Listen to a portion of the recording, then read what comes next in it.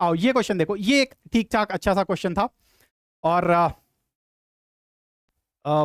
271 बहुत बढ़िया बेटा, सक्षम 271 मार्क्स, बहुत बढ़िया बहुत बढ़िया।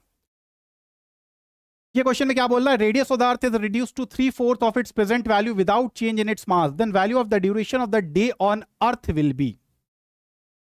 तो हमसे पूछा जा रहा है कि अगर अर्थ के रेडियस को जो अभी इसका वैल्यू है उसका 3/4 कर दिया जाए, मास में कोई चेंज नहीं किया जाए, तो भाई एक दिन का ड्यूरेशन कितना होगा। अभी एक दिन का ड्यूरेशन कितना है भैया, what is the duration of the day, तो आप बोलिएगा सर 24 आवर्स, 24 घंटा है। तो अगर अर्थ के रेडियस को 3/4 कर दिया जाए, तो ये अच्छा सवाल मैं इसलिए बोल रहा हूं क्योंकि ये आपको सोचना पड़ेगा कि भैया इसका कॉन्सेप्ट क्या है। ये किसी फॉर्मूला पे बेस्ड नहीं है, क्या कॉन्सेप्ट है, क्या चेंज नहीं होगा।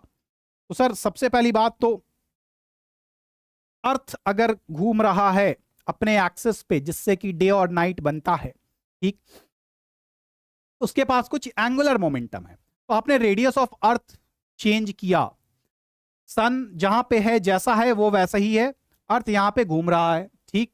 तो भाई जो फोर्स है वो तो ग्रेविटेशनल फोर्स होती है सन और अर्थ के बीच, आपने रेडियस चेंज किया, उससे क्या वो फोर्स या वो टॉर्क चेंज हो जाएगा? नहीं सर, टॉर्क चेंज नहीं होगा, मतलब एंगुलर मोमेंटम कंजर्व रहेगा। तो सर ये कॉन्सेप्ट बेस्ड था एंगुलर मोमेंटम कंजर्वेशन पे।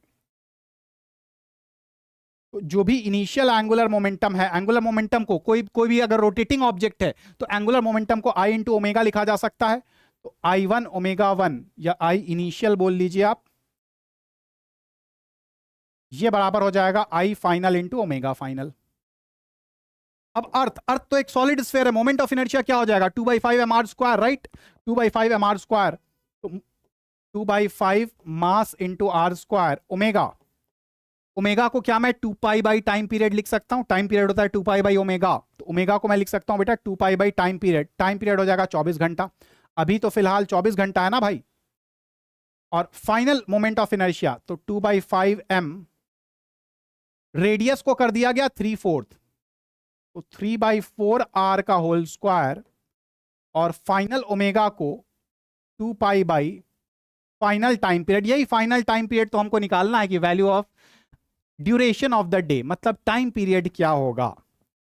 अब देखो जो जो कट रहा है उसको काटो भाई, 2/5 mr², ये काट लो, 2π से 2π काट लो, यहां पे आ गया 1/24 आवर, और ये आ गया 3/3 9/4 16 इंटू टी फाइनल, तो 8 2 8 3, टी फाइनल यहां से क्या आ जाएगा बेटा 9/3 27/2 घंटा, मतलब 13 दूनी 26, 13.5 आवर। तो नया टाइम पीरियड, नया ड्यूरेशन, डे का नया ड्यूरेशन कितना 13.5 आवर्स।